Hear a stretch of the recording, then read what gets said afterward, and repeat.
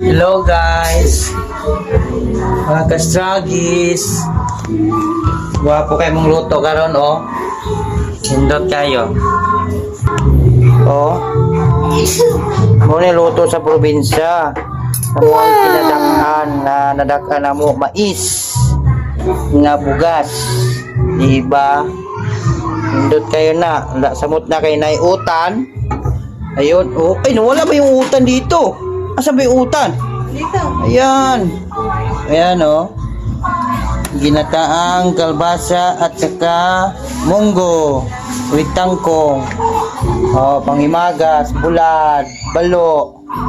Galing probinsya. Diba? Kami kayo na guys.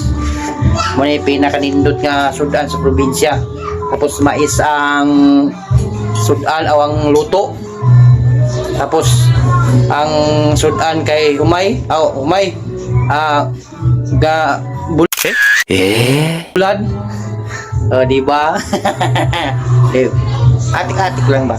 Pero mo gina siya. Mato ko sa mama. Dala na kong luto. Yan, mais. Laking Mindanao din 'yon. Mindanao din 'yon.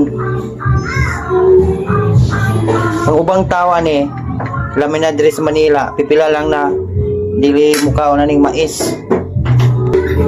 Pipila ang katao ang mukhaw ng mais. Gawa sa dagdako sa Mindanao, mukhaw og mais, pero diri sa Manila, mga Tagalog, bihira lang kasi mga mag-apat na taon ako dito. Wala talaga ako nakitang nagtinda ng mais. Nakita ko nagtinda ng mais. Yung ano, nagun, naipakpak, kulay bugas nga mais. Ayun. Ma, ano ko ng kulay ni mama ma? Ayan, oh.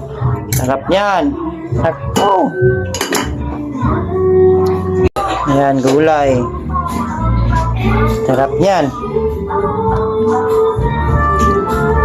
Wow. Sa lahat ng mga may kantin dito, wala talaga ganitong gulay. Made in Mindanao lang to na gulay.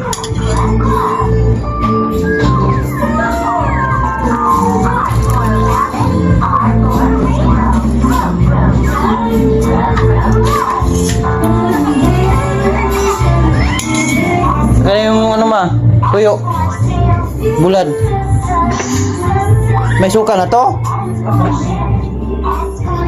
Yan, oo. Panalo na yan. Ayan, oh.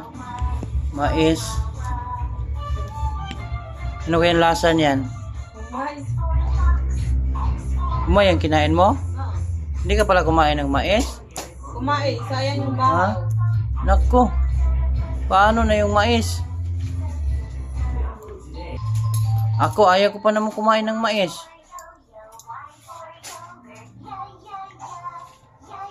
Noon sa probinsya ako, kakain ako ng mais.